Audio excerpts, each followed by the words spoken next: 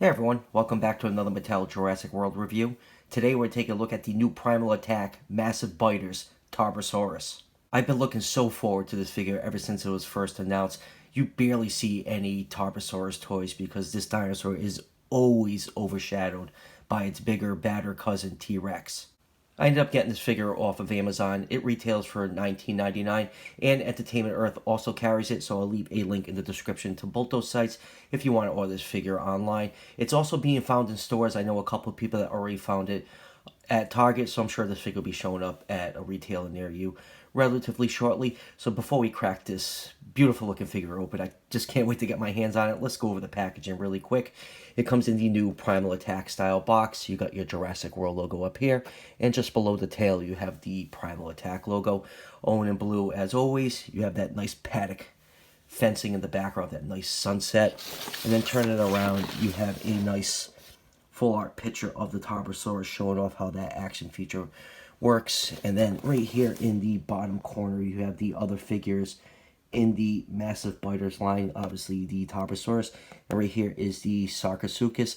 I haven't picked this figure up yet because the promotional images I saw, I really didn't like the look of the figure, but after seeing a couple of reviews, yes, I also watch other people's reviews, this figure is definitely growing on me, so I will probably be picking that up relatively shortly. So now with this packaging nonsense on the way, let's crack this thing open and take a closer look. And here is the Tarbosaurus out of the packaging. I have to say, this is such a cool looking figure. This may be one of my favorite figures ever produced in the Jurassic World line so far.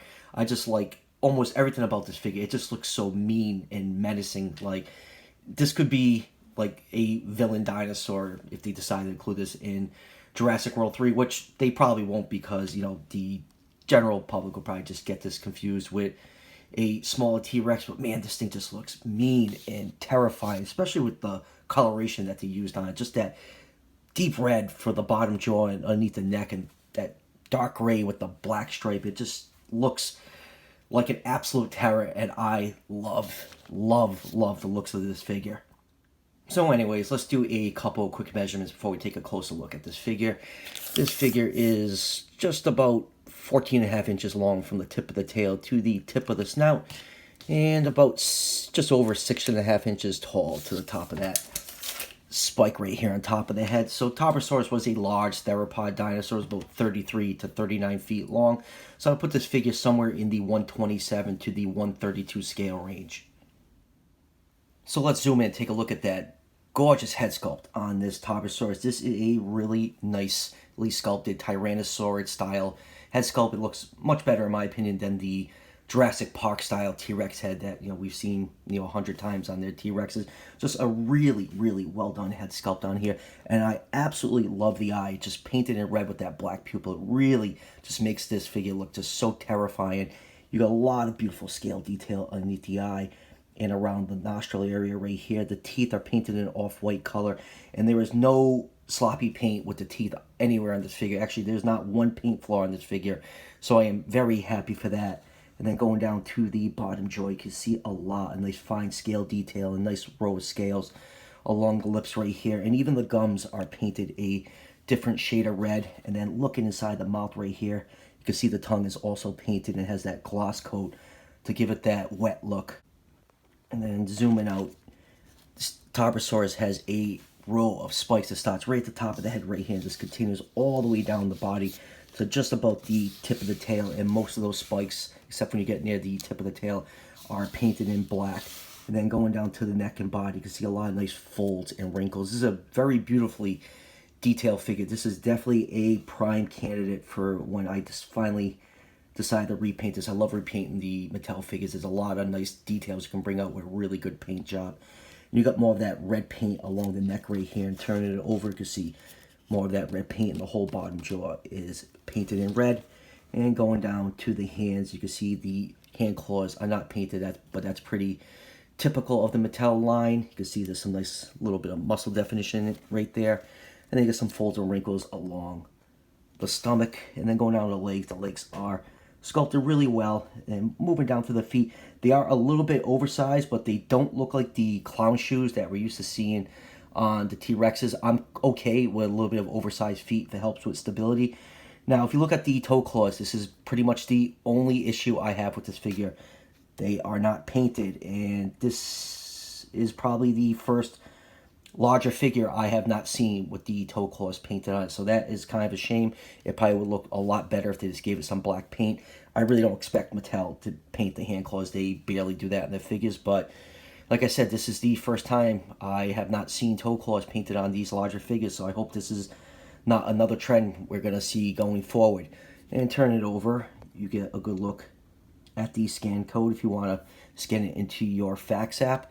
And then going down to the tail, you can see more of that black striping, even along the top of the thigh right here. You got more of that black striping on the figure. But all in all, this is just a really, really gorgeous looking figure. I absolutely love the color scheme on it. Absolutely fantastic looking figure. Alright, moving on to articulation. There is not a lot of articulation on this figure because most of it is tied to its action feature.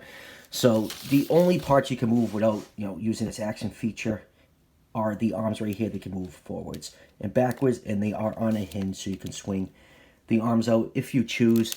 And then right here on the feet can be rotated into different positions. They actually can rotate 360 degrees, and that is it for articulation. Now the rest of it is tied to the Primal Attack Massive Biters action feature. So right here along the tail, there is a button right here, and that controls the mouth to open and close by just pressing it.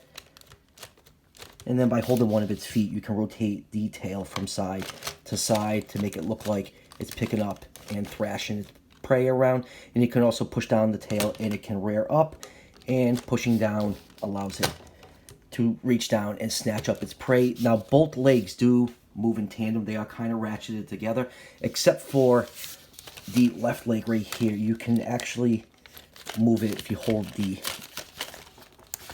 right leg, have it kicked out like that. If you have like a display stand or something to keep this propped up, it gives the impression that the Tarbosaurus is running. Now, with the right leg, you can't really do that. It actually does not move much farther than this position right here. I tried to see if it would move in like separately from this leg, and I don't want to put any more pressure on it and snap this gorgeous looking figure. Alright, let's move on with some comparisons. Here it is with one of the human figures, John Hammond, and let's show off that action feature one more time, because it wouldn't be one of my videos unless John bit the big one. So actually, this is a pretty fun action feature. It looks great, just ragdolling one of the human figures. And see you later, John.